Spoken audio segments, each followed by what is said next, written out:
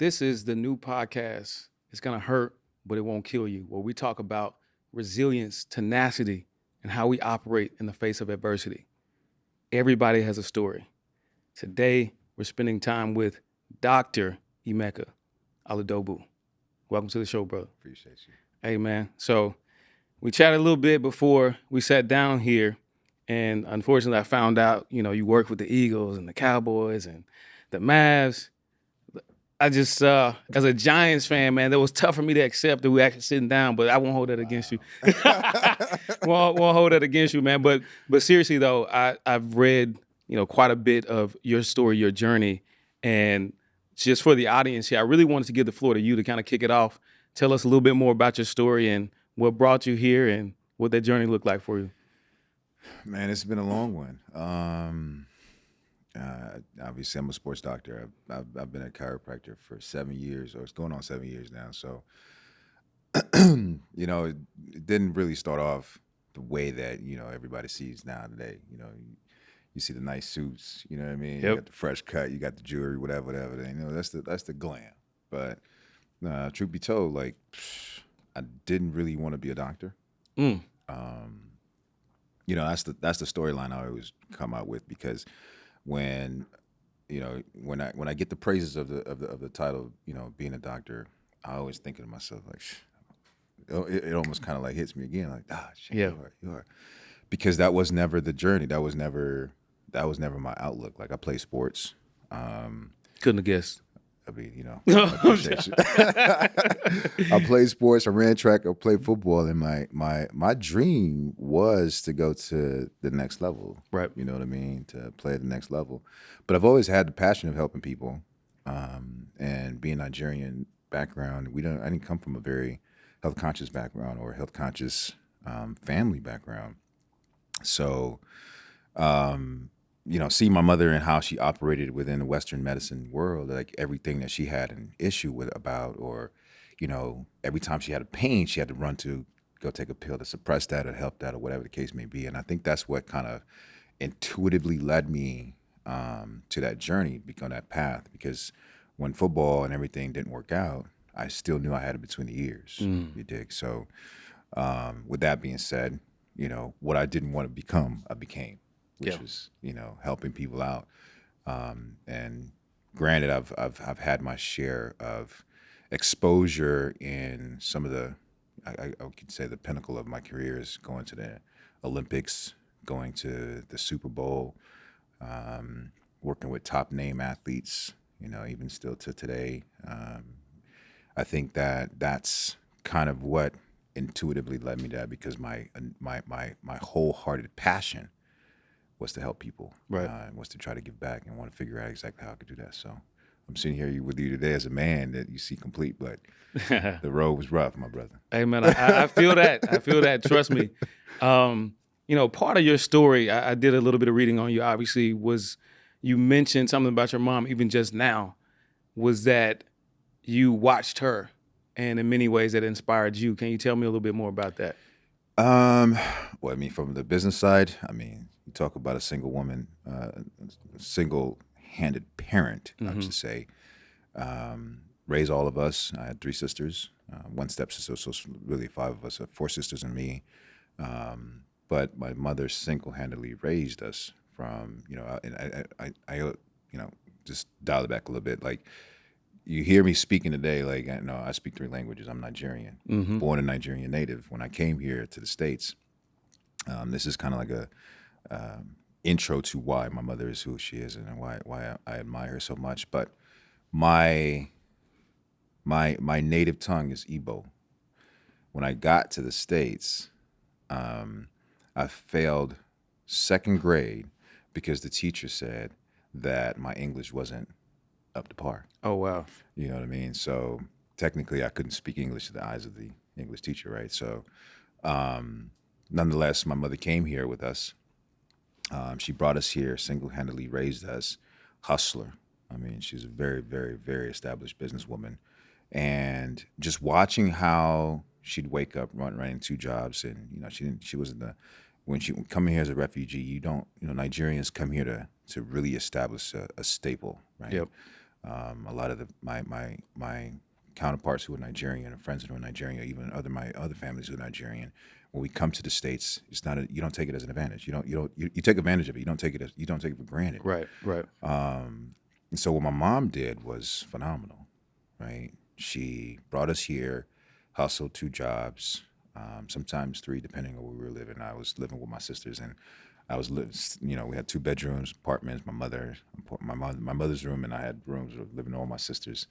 We all had bunk beds and all that other stuff. Oh man, I know that. I know that. I know that pain right there. So you can imagine, and seeing a woman from a whole nother foreign country, became a registered nurse. She had multiple businesses. She, as far as I can remember, 4 different companies that she had opened. Successful in all of them, and within her own right. Now, obviously, she's had failures as well too, but who hasn't? Right. And I just watched her keep grinding. Right. We went from one apartment, living in a 1-bedroom, to the next apartment, living in a 2-bedroom. To the next apartment, I had my own room. Oh yeah, there you go. We finally get our house, Yep. and you know what I mean. And I get my own room. Like, oh shit, we moving up. Exactly. But subconsciously watching her was what I was. It was an encoding, because I was subconsciously watching the patterns, and you can call it genetics too. Maybe I've adopted something from her genetically, but the habits, I believe, and the consistency and the resilience. There you go. It was something that I think was ingrained in me to say to myself, shit, if my mother did it, a woman, all of us in another country, Yep. I got to do something Yes, different. sir. You know what I mean? Like I have no choice. And it's like most people would say, oh yeah, you could have done this. But to me, it was more like, here's the platform, or rather, here's what I've done. Right. I want you to match that or be better than me. And so she's my idol, man. So I love that. yeah. I feel like that about my dad, man, because I have 5 older brothers, but I have my dad's name. See? So I gotta move in Where a do you completely fall in? different way. Man, I'm 8 out of 15. Oh shit. Yeah. So it's a little bit of bunk beds, a little bit of like sharing clothes and all of that within my family. So you get it, man. Yeah, absolutely. So one of the things that you said there, you mentioned that you came and failed the 2nd grade learning English as a new language. What type of impact do you think that actually had on you? At the time? Uh-huh. I don't really know. Yeah. I was just like, well, Yeah. over the curse, got but you. I'm feeling 2nd grade of English. You mean I could write a sentence? Yep. You mean because I didn't put a punctuation here, or comma there, or a dot here, or blah blah blah? The simplest thing. And in my head as a kid, I'm thinking like, what?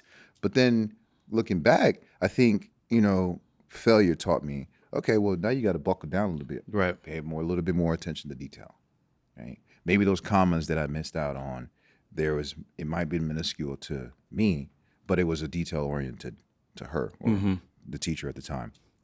And the way that I took it was, why not me? Why am I being held back? But I didn't. Now I'm thinking it's like, well, it wasn't my time. Right. You get me? So I think that what I learned from that, it was the patience, attention to detail, understanding that, and I started reading. I used to hate reading, bro. But now it's just like, that's a part of my daily regimen. At least a chapter a day. Yep. You know what I'm saying? Depending on what books that I'm reading. But that was the pinnacle of it. And now as a kid who couldn't speak English, you can't even tell whether or not that's I would have never guessed it. You know what I mean? One of the things you just said, as far as like your daily regimen, is that you read. What inspired that piece of it? Was it just like those moments, or was it just over the period of you like, hey, if I'm going to be a doctor, I have to buckle down and read? Well, I was actually more inclined to science and math. Mm-hmm. So, and I hated reading, but I knew that there was something about it. My mom used to tell me, right? Yep. But and I think it was more like the imagination side of me, the kid side of me, that was just always like curious about what are they saying in there, and how's this character acting, whatever. And so that curiosity led to, like, other habits that I then developed, and I then genuinely started. And then when I really finished my my undergrad, I did my first master's. You had to read. Yeah.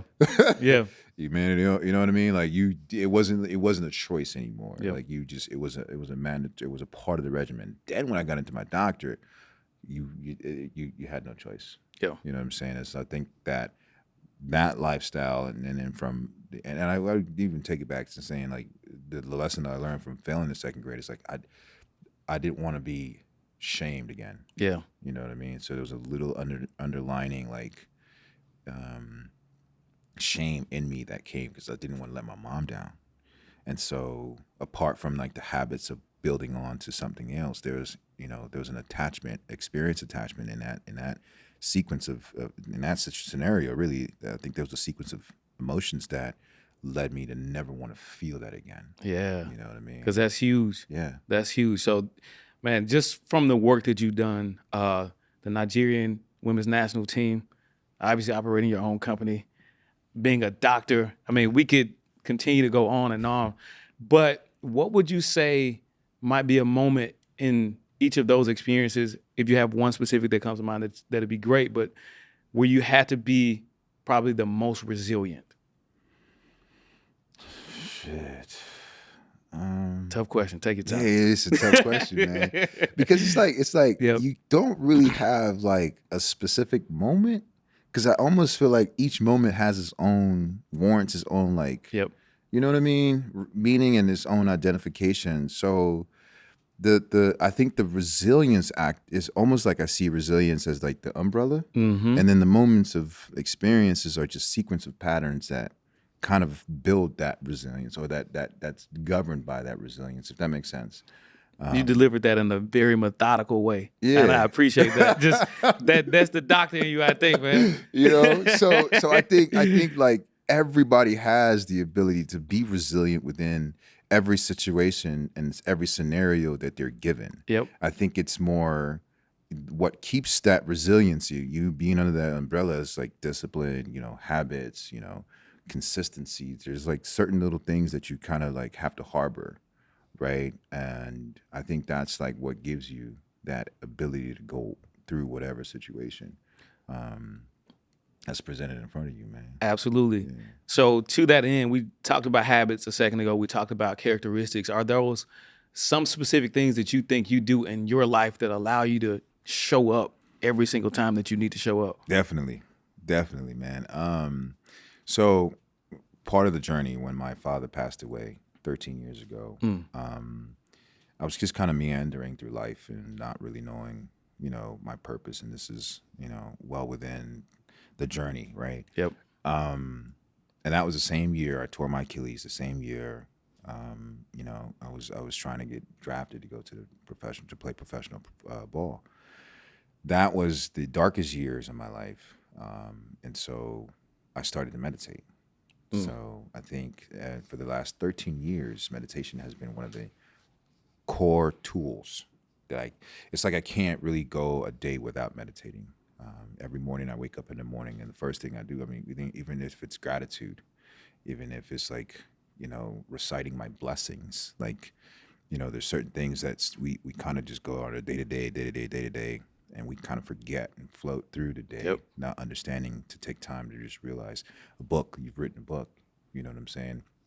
You gotta look to yourself and hold that like you're an author. Shit, I'm not there yet. You know what I'm saying? Hey, man, you're a doctor. I think you're all right. But you're a whole author. You Yeah. know what I'm saying? Like the time that it took for you to be able to do that. That's just going back to what I was saying. It's. I kind of skipped my deliverance there for a second. I was marveling at the book, to be honest with you. I appreciate it, man. I forget where I was going with that. What were we talking about? Just the habits and meditation. Yeah. By the way, do you listen to Joe Dispenza? Joe Dispenza is one of my guys. My guy. Yeah. So Yeah. I like Joe Dispenza. So good. So thank you for bringing that back to my thought process. So meditation. Yep. It was something that, when my that dark year in 2010 happened, I had to figure out how to, because I was just kind of floating. Yep. And I made a pact with God. I said, shit, it's either because I'm a martial artist. I knew I could fight. I was really athletic, so I knew that. So the other thing is, I knew I was smart. So I was like, okay, well, God, I don't have the ability. You took away that. Or I wouldn't say you took away, but I got you. you know what I mean? But Yep. okay, I can't play ball or run like I want to. Okay, well, I know if I can't run, I can use my hands and I can fight, and I still have my brain. So I said, God, one of two things is going to happen. After I heal my Achilles, I'm going to go back in there. I'm going to start beating a lot of people up, right? Yeah. Or go back to school and get really good at some subject and help people. Yep. And that was the latter was the decision that the pact that him, the universe and I made, and God, whatever you choose to believe, but God and I made that pact and that agreement. And so I went back to school. And here I am helping people. I'm still a martial artist in my own right and things I practice. But again, going back to what I was saying, the meditation helped me kind of understand that, right? The awareness to be in the time of knowing I lost this, but I didn't lose it. It's a lesson, right?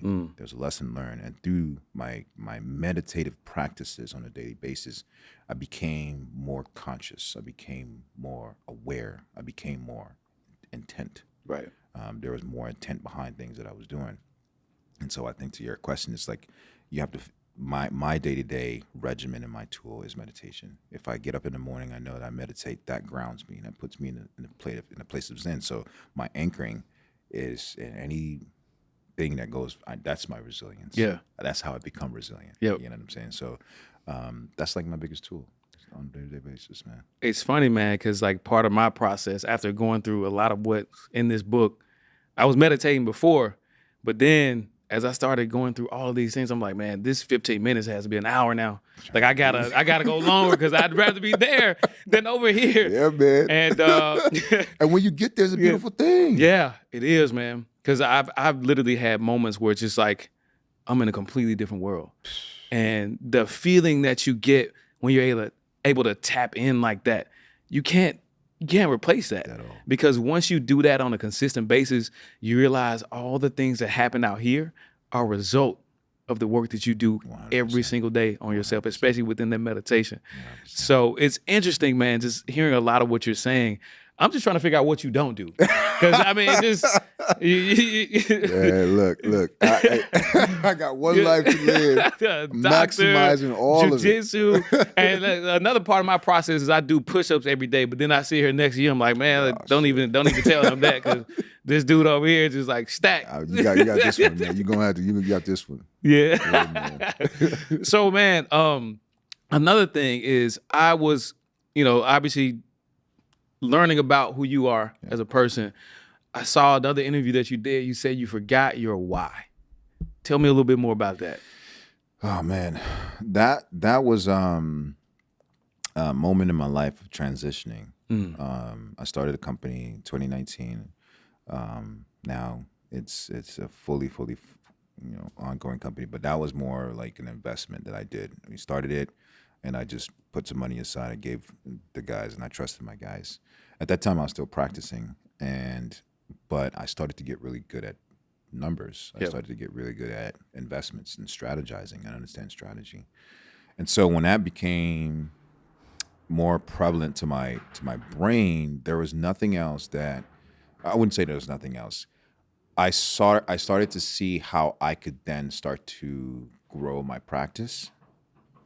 Not only grow my practice, but remove myself from being in the practice. I started to see how I could implement others within my practice, other doctors, other disciplines, and so on and so. So I became really savvy on the business side, right? When that started to become more prevalent, I was more far removed from like being able to help patients, talk to patients, give that time. And, in medicine, like there's reasons why Western medicine is the way that it is set up, because doctors are, you go to the doctor's office, they spend 5 minutes for a reason, Right. Because it's time, right? It's time sensitive because it's the constant turnover. That's why they're there, right? So they're not there to give you all the time that you're asking for. For me, that was like a big pivotal part of my practice. I'd spend an hour with a patient, sometimes an hour and a half, depending on how the treatment is going. But then when you start to get into more in-depth how your business is growing, you have to strategize and kind of remove yourself. You become less available. Yep. When I became less available, I started to lose my why. because then I started to think more so, how can I make $1 versus how can I help this person? And when I started to get into that area of thinking or that thought process, I was like, okay, it was time to go. Yeah. So I took a step back, and my goal was to just condense my practice and then focus where I knew that my expertise would lie. So I think I look at it in two ways. You have a gift, and you have a talent, right? So my gift has always been helping people. Right. I know how to heal someone. I know the body very well. I'm really intuitive. That's the gift. My talent is I have the business acumen. I understand numbers. I can strategize. I understand how to talk to people. I understand how to put people in different places to be successful. I understand how to strategize. I'm a CEO of my company. Operations comes like second to none. So from that standpoint, I know how to run a company very well. I've done it 4 different times. This is going to be my 5th time. So from that standpoint, that was why I kind of had to take a step back to really focus on what my talent was, knowing that I never would lose my gift. That's a very powerful thing to say, brother. Because I mean, at the end of the day, when you have a gift like you have, and then a talent like you have, when you combine those two, that could be Dangerous. Yeah, very much so. Yeah. So I guess the question for me on that side of things is there an area where you feel that you'll be able to balance that? Area, or is there time? Area, time, whatever you think is appropriate. You know, I do see myself going back to medicine one day. I think the path right now and the journey right now is that I've been doing good for a lot of people. I'm going to do good for the world. So my company is doing good for the world. And, once we close that chapter, then I go back to medicine, because then I think that I can do medicine the way I want to do medicine. Right. Because now I'm not subjected to whether you can afford me or not. You know what I mean? Absolutely. I'm not subjected to how many people walk through my door in order for me to just keep the lights on.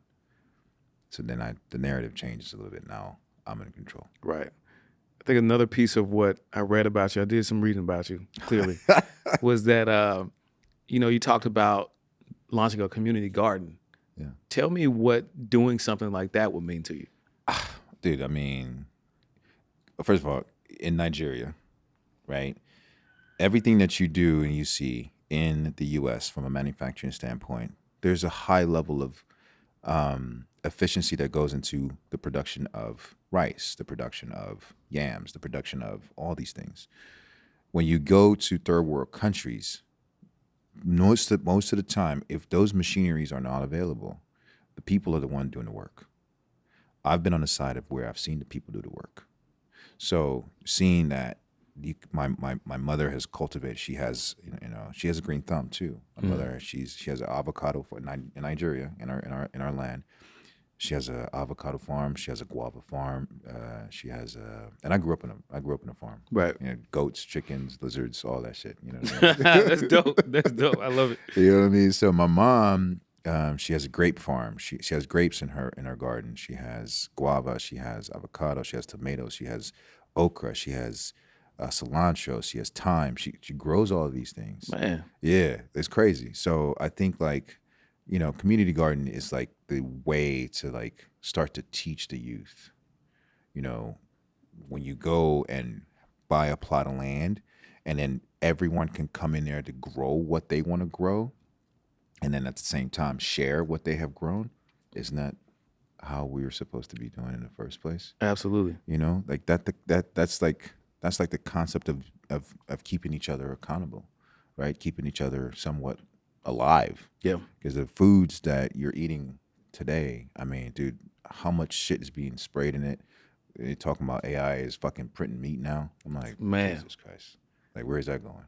Yep. You know what I mean? So, and now you have your own, you can control your own destiny, which goes back what I was talking about my mother, really, and all these medications that she was taking before. She no longer takes it now. But the knowledge that she has now, no one can take away. Same thing with the gardening. If you teach someone how to freaking go and garden, cilantro, tomatoes, okra. My sister does it a lot, and she has a beautiful garden in her house. But if you teach them, you teach these kids, they can only be able to get better and Yep. understand exactly what they're putting in their body. Just listening to you talk, man, you have an obvious passion for people. And Humanitarian. there you go. Yeah. And an obvious passion for what you do. What's next for you? Well, hopefully in my 40s I can give back a little bit more. Yeah. That's always been in hindsight.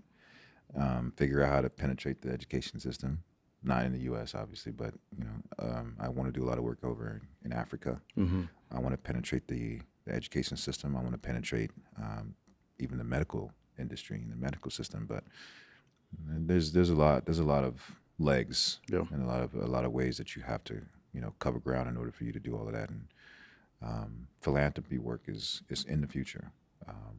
Don't know the level of it yet. Don't know where it's going to happen, how it's going to happen, but I do know it's going to be very philanthropic in a lot of sense. So with that said, what would you say are like the two top areas of focus for you at this exact moment? My company? Yeah, with it's a free question. However you feel that you want to answer that. So whether it's your company, you as an individual, however you feel about the question. Now you open it up like that. It's like shit. Hey man, we having a conversation, right? I'm still doing a lot of self work because I think like in order for you to clean someone else's house, you have to clean your own house. Yep. So a lot of my internal work, a lot of my self work, I'm still doing all of that. There's a lot of healing that's constantly happening. I think that it's just me kind of the transition, right? Most people know me as doctor. Most people that have seen me now as a businessman or whatever the philanthropy or whatever the idea is. I think that when you go through a transition, you kind of have to shed. Yeah. Right. And shedding takes so much work.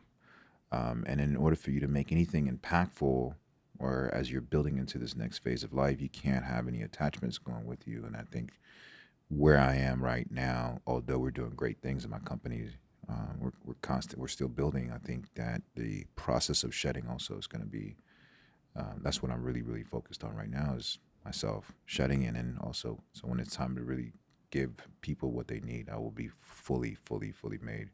Well, I may never be ready, but you get the idea. So yeah. If you're open to share, what would be something you say, hey, in order for me to get to the next step, I have to shed this first. If I don't shed this, then I'll hold myself back. First thing that comes to my mind, the idea of control. I think you make all these plans, and you make all these, you have these goals, and of course you can be disciplined, you can be consistent, you can do all the stuff, but things are always gonna, not everything is gonna go your way. So planning is an idea. Is I'm planning, but I am trying to control. But you make a plan and then you submit it, Right. and that submission is basically you're relinquishing, right, your control. So when you submit. And the act of submission is hard for most people because as humans, we want to always hold on. But when you make the plan, you submit, you leave control, but then the work that you do along the way, we already know that the plan has been submitted. When you try to control it, oh, no, I'll go this way, nope, I'll do this, nope. You may even take you a longer path to get in there, but then you just say, as opposed to when something happens, instead of you saying, nope, time goes, like, wait, now you take a little step back, like, wait a minute, Right. That's interesting. What the hell is that about, right? So that's submission. So I think too, like in those times, that's when we start to act in survival mode because we're literally trying to control, figure out what the hell happened, everything. Like right, so like we operate in survival mode and we put ourselves in a position where since we're trying to control everything, when something goes wrong, it's like everything just kind of falls apart. Yeah. Do you have any moments historically where you think that may have happened for you, and Oh, how did man. you battle through that? Shit, man, this happened many a times. Fair enough. It's happened many a times, man. This happened in 2019. This happened. I mean, 2019 was probably the most pivotal year where I lost a lot. Yeah. I mean, it got me back. It sent me all the way back to like living with my mom. Wow.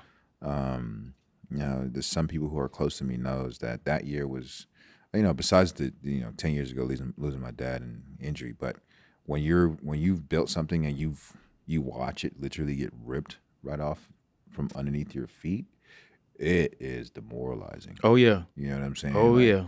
you just like start questioning everything. So that year was it was a challenging year. That year I really had to figure out if I was resilient or not. Yeah. That was because moving back to at 30, 32, 30, 31, 32, moving back and you're living in your mom's house again and you got your son and you know what I mean? Like there are some things that come with humility in that time. And I think that it really forced me to really think whether I lost or I'm going to allow myself to lose. Right. And I think that moment in time, what ended up happening was that my mindset flipped. And I think my sister was the one who said it. She said it best, when she said it 10 years ago, she was like, "Why not you?" And so when I recall that scenario 13 years ago with my losing my pops, when I recall my sisters in that conversation, it played back in my head in 2019. And then why not you came, and then the first thought came to my mind, I was like, well, shit, if I made this motherfucker X amount of money, I can do this shit again. Right. There you go. I can do it again. Yep. You know what? Okay, cool. So in my mind, I had already clicked and accepted that. I'm like, oh, wow. Okay. So I can do this. I have done this before. So if I can do this for someone, I can do this for myself. And here we are. So again, we talked about it a little bit, but I want you to tell me a little bit more about your company and the work that you're doing on that side. Man, it's so the name of the company is called Terramer Inc. Okay. It's a bioplastics technology company. And essentially what we are combating is the petroleum plastic world. There's tons of messages, articles, researches that's coming out now, and pretty much trying to get people's attention that our world is in trouble. The planet is in trouble. There are landfills in Indonesia. There's a guy by the name of John. I forget John's last name, but he's doing phenomenal work in Indonesia. Landfills of just garbage, plastic debris that have just been flooded into the ocean, and sometimes when it rains, it washes into the oceans. You have 3 pockets in the world that are the size of Texas. It's called the Dead Zone. Wow. Look it up. And these places are basically areas of just plastics. Dude, it takes the size of Texas. The size of Texas. Oh, 3 man, areas that's some perspective. and fish don't swim there. Wow. Because they literally go there and they die. Literally. So these areas accumulate all these plastics and that we use. They're they can't, it takes 350 to 400 years for a single bottle to decompose. Right? Then when it decomposes, if it's in the water, if it's in landfills, whatever the case may be, if it's in the ocean, it turns into microplastics, right? And these microplastics get inside of your algae, get inside of your ocean food debris, so on and so forth. And it gets inside of the fish. And what we're seeing now, scientists are actually looking at the fish and they're seeing that there's plastics inside of the fish, and we are consuming. Those plastics are now getting inside of our body. Each human being consumes 1 credit card worth of plastic every week. Wow. Every week. So what does that do? For the women, it displaces their hormones. Wow. You have premenopause, you have cystic, you have ovarian cysts. You have all these issues that just come about, but this is the years of compilement. This is not something that just happens overnight. So anyways, I can go on about that. Hey, man, So take your time. Take your time, because I'm like, my mind is blown hearing a credit card every week. People just don't know. Yeah. Because single-use plastic, you cannot recycle it. Think about it for a second. If I get a water bottle or if I get a Coca-Cola bottle that has Coke in it, it sits inside of this plastic. That plastic at sometimes heat will hit it, cold would hit it, right? It'll get cold, it'll get hot. So all these different temperatures are making this plastic form, because that's what happens whenever when plastic touches a certain temperature. It'll expand, it'll contract, it'll expand, it'll contract. Well, while it's doing that, the inner layer of the plastic has contaminants are actually leaching out. They're called phthalates. So they leach out into the liquid, or it has an exchange. If you have water, or if you have whatever, there's an exchange. The phthalates leaches out into your liquid. You consume that, right? You're drinking now. But not even then, if you wanted to recycle this same plastic bottle, this plastic bottle goes to get recycled because it has been exposed to contamination. Most of the time when they break it down, that plastic cannot be reused. So where does it go? No one knows. So when they talk about recycling this, and I'd say there's statistics that says about 4.7 plastics in the U.S. is what actually gets recycled. So where the hell the rest go? No one knows. Now, obviously, there's different categories of plastic, so one can argue, what's actually being sent where. But to know that petroleum-based plastic is not as the truth is no longer there. The truth is becoming exposed. Yeah, it's happening. So what my company does is we make these biodegradable and compostable plastics. We call them bioplastics because they're made from plants. okay. So what we do, we get it from hemp, and we cultivate the hemp. Now, it's not your THC, so nobody's getting high off this shit. So. Just want to throw that out there. Yeah, you probably want to clarify that. You know what I mean? But we are using the stalks. Yep. And the stalks of the plant. The stalks of the plant is what we use. The stalks, the debris, the throwaway, the stuff that you don't really give a shit about anymore. We repurpose that product, and then we make straws, we make cutleries, we make cups, we make grocery bags, produce bags, because we know what hemp is the mother plant, right? It has all the properties that can withstand it. Hemp is actually stronger than steel. You have about, don't quote me, it's between 72 to 78 kilograms of hemp in GM Motors, Ford, BMW, Porsche. You probably know about that.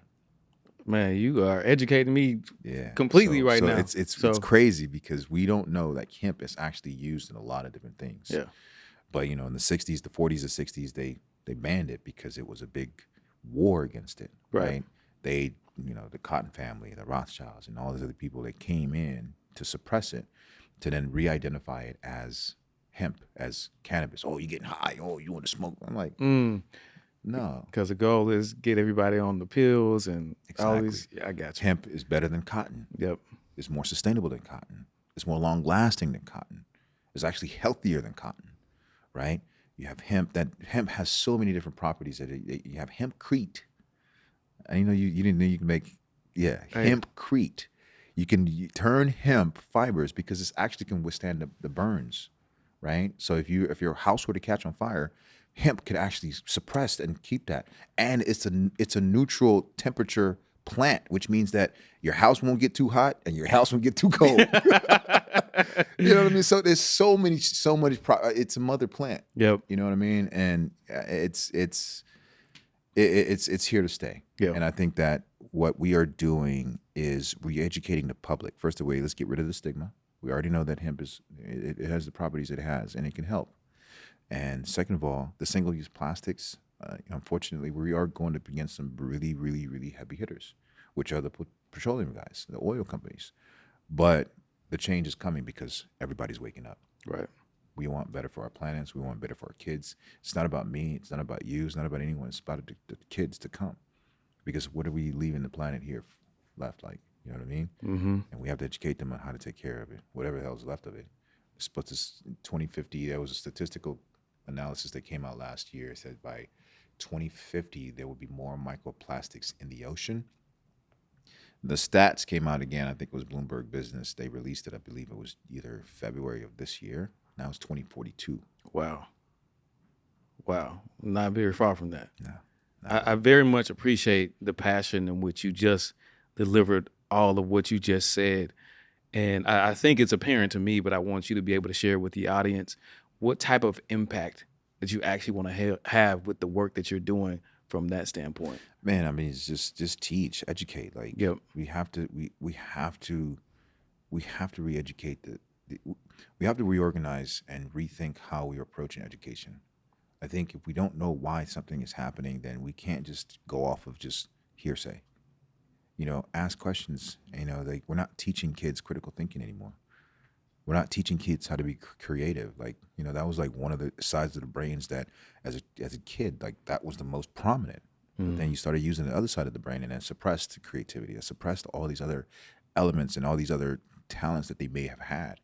So we have to think about how do we re-educate the kids and reorganize the material that we're dishing out to the public, because there's so much confusion. There's so much information out there now. It's just basically trying to figure out, get it into the system, but get the right information into the system. I think that's what the sustainability space is about. We have to reteach everybody how to take care of your house, because this planet is your house. You drink the water and you throw the shit on the sidewalk. Well, you just dirtied your house. Right.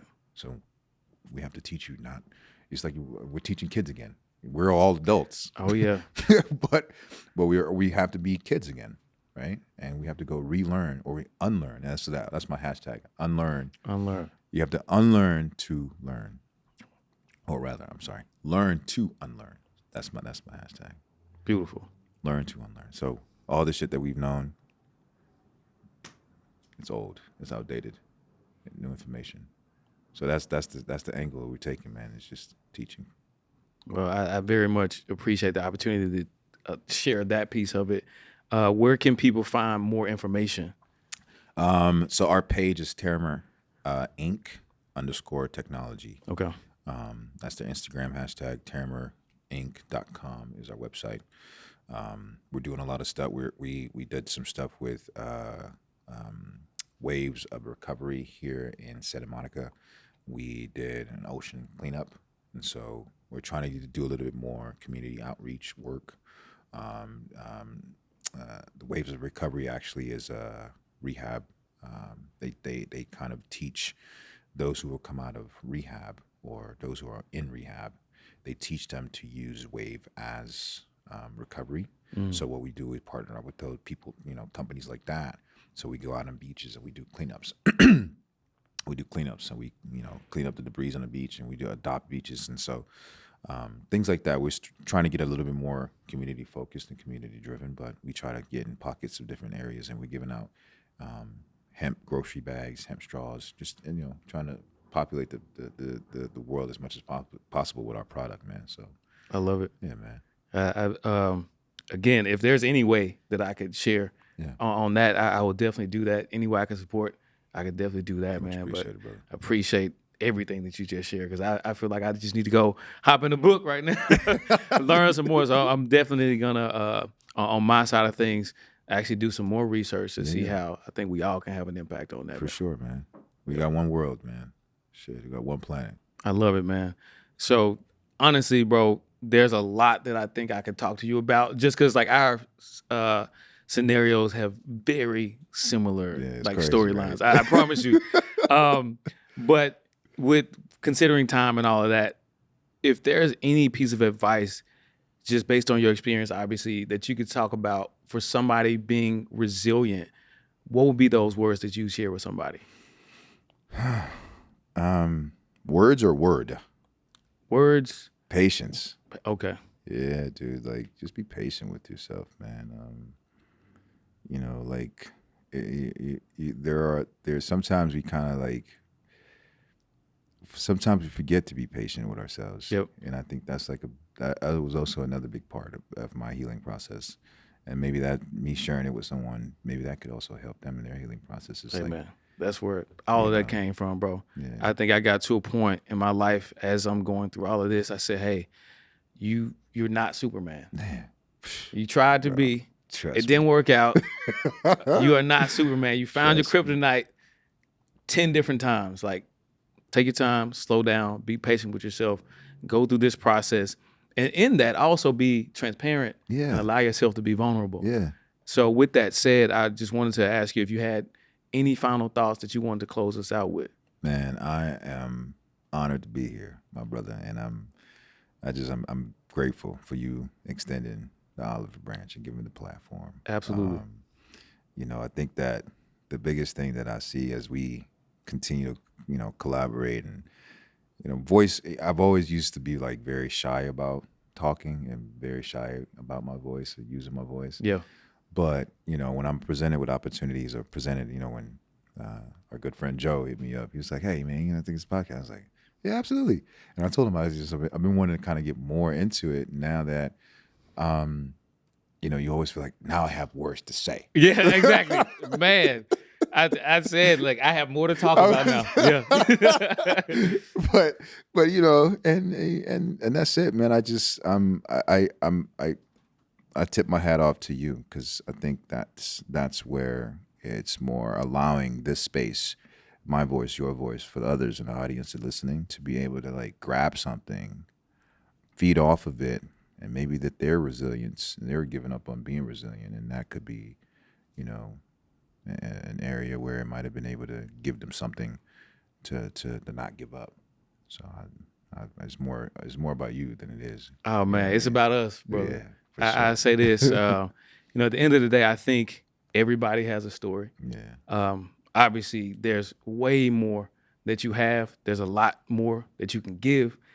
Very much appreciate your time coming on here and actually sharing that, man, because, again, I think there's so many similarities between my story, your story, and actually I think the work that you do to heal people, just even from hearing you talk about it, it's going to be healing for somebody. So I very much appreciate you coming on today.